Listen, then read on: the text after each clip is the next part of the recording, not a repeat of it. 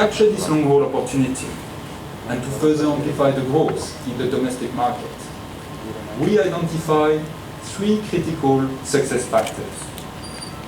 The first success factor is to continue developing a holistic and vibrant aviation ecosystem when it comes to training, maintenance, leasing, services capabilities.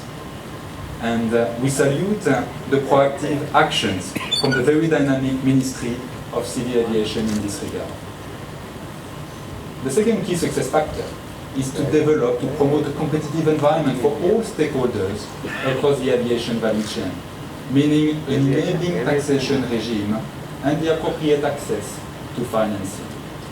And the last success factor is to equip the Indian Airlines with the latest long-haul air travel solutions.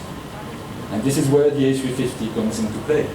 And this is why we brought the A350 at Wings India in Hyderabad this year. We believe that the A350 will play a strategic role in this transformation of the commercial aviation industry.